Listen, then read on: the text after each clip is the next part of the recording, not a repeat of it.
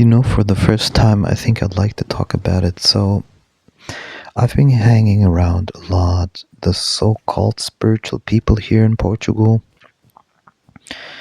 and I noticed something very interesting. So, if the community or the people lack a guru, someone who already made massive leaps mystically or so, then they're basically rotating around the same energy field.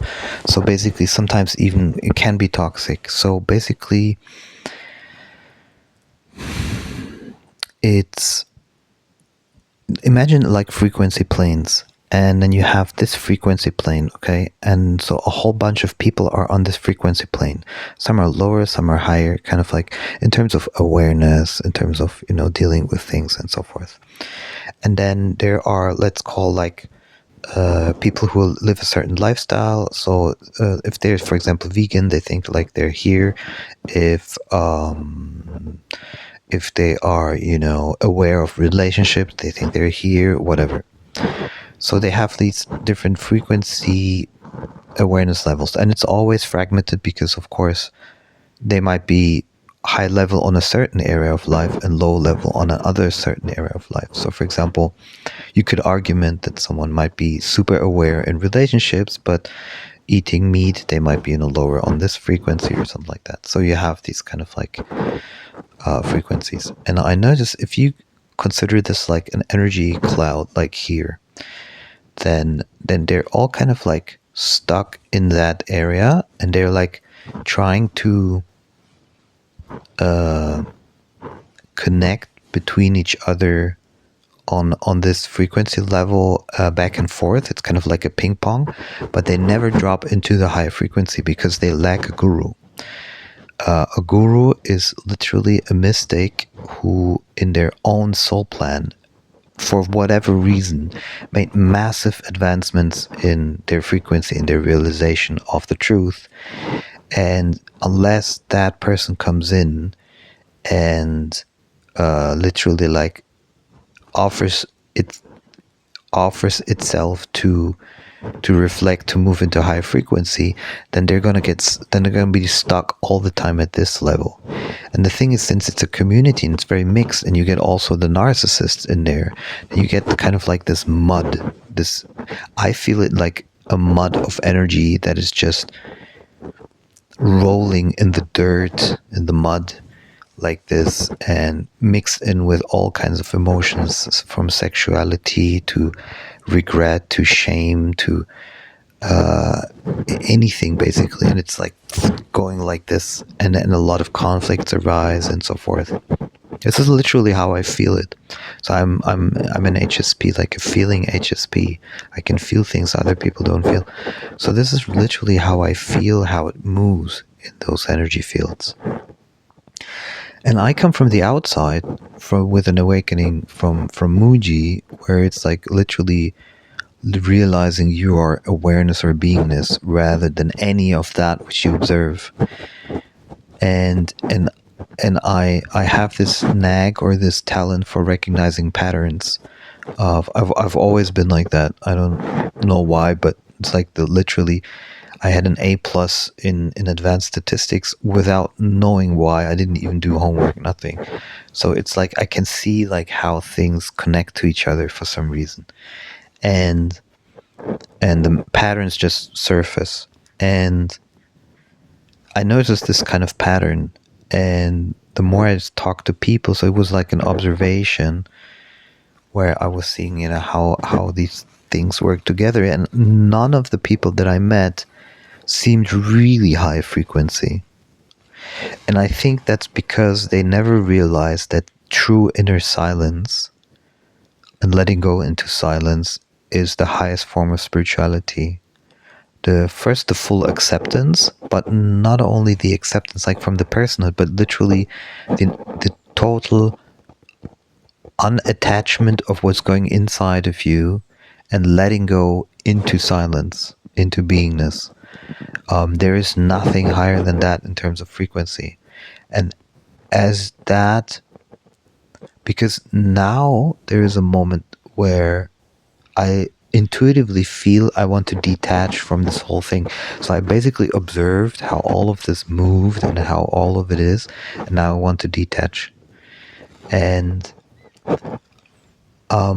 and then when somebody comes from the outside and brings in that energy, then I noticed that some of the people that are stuck, they're part of this mud, and they're also the addiction of the sexuality is so strong that they're kind of like, I'm just going to say how it is, okay? So now I know people that run these things, whether consciously or unconsciously, just to get sex. That's how it is. Let's just say how it is. And they are disguising it by pretending to be spiritual.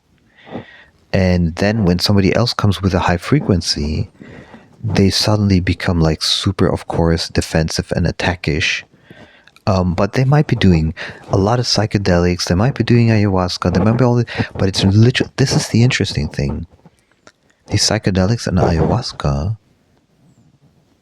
are not really changing the frequency. They're maybe adding another perspective a little bit, but it's literally not moving higher.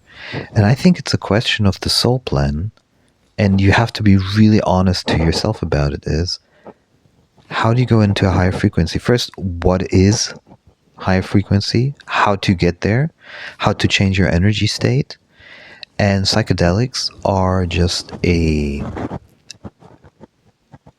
lazy man's way to high frequency. You have to literally like sit in silence, and you literally have to unclutch yourself from your karma. You cannot do that with someone else.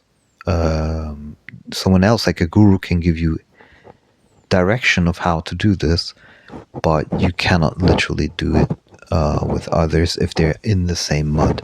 Kind of like this back and forth on that frequency does nothing, just creates a little bit of heat and friction, metaphorically speaking. So, yeah, and one of the most powerful ways to move into a high frequency, if you cannot sit in silence, is the Bija mantras, for example, or Kundalini yoga. But intense type of, you literally, the intention must be to clear yourself and heal yourself from your traumas and karma, and not go visit another cacao ceremony or some kind of integration sessions and what women's circles and so forth, because they're all stuck in that mud energy field. Now sometimes you can come across a modality which is useful, which can help you a little bit, but you have to take that from someone who has their energy field literally cleared, because as long as they have an agenda, as long as they come in with an agenda, like I was talking about the people that run these things just for sex, you are not going to get the full picture. And it literally must be in the soul of the guru or the teacher that growth, spiritual growth, is the core mission. That is essential. And only then you can completely disconnect or move out and heal out of your karma. And the thing is, life is pretty short, so you need very intense exercises and things that really work, because otherwise just years and years and years go by and you never really process it. And as long as you attach still to social ideas, social structures, kind of like avoiding mechanisms, like doing things just to avoid growth, then it's going to be very, very, very hard. So you literally have to sit with every vasana. Vasana is the things that keep repeating in your life. You literally have to sit with it. You cannot do it from the mind. So it's like, okay, this seems to be repeating all the time in my life, so I'm gonna try to control it with the mind. That doesn't work. You literally have to go into the energetics of it and to understanding where the karmic energy is stored in your body and getting it out. Um,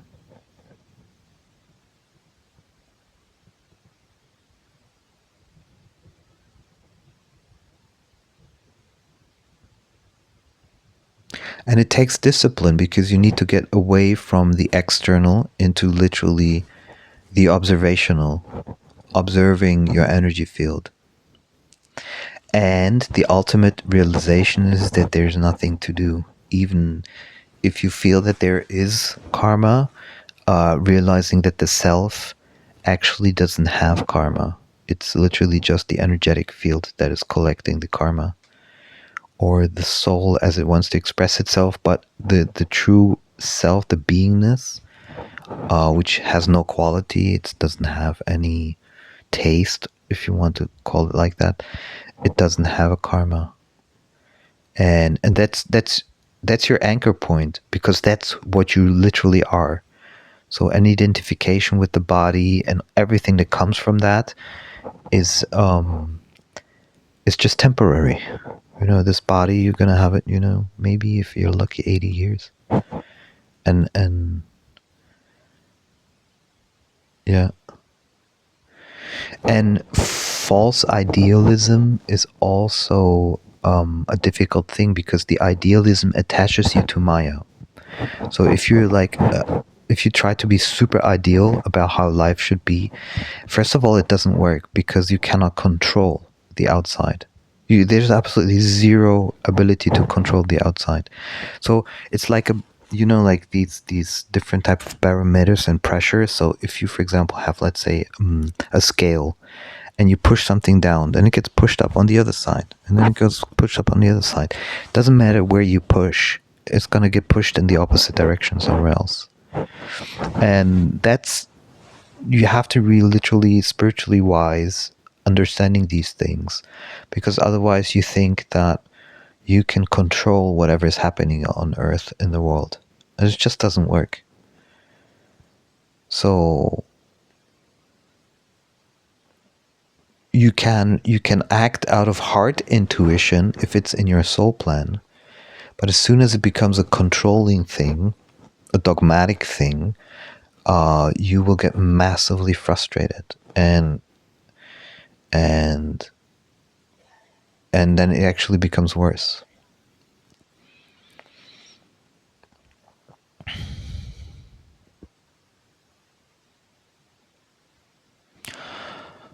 So letting go into silence is the highest form of spiritual exercise you can do. You can do other types of things which also help, but most of them become intuitive anyway once you rest enough in silence. Like, you get these downloads, you get like the guru.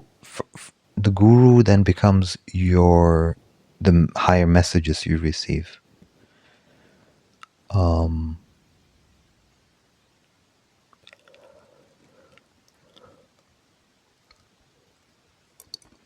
Are there people without agenda? It's very rare. 100%, it's very rare. Basically, the person who's not in thoughts and very conscious at the same time is doesn't really have an agenda. But if they're not awakened to the self, they do have an agenda. And I personally believe they shouldn't be running any type of retreats and the thing is, like, what I wondered about is, when I came to this area, I wondered, like, here in Algesur, southwest Algarve, Portugal, I wondered why everyone was so closed off. And I understand it because they want to protect that mud field. They're so afraid to move into things they're not seeing, like their fears and stuff. And I have the tendency, even before awakening, I used to, as a child already, like, people open up to me, they tell me everything, and it usually ends up them having to confront their own unresolved identification loops. and that can trigger a lot of fear. Yeah.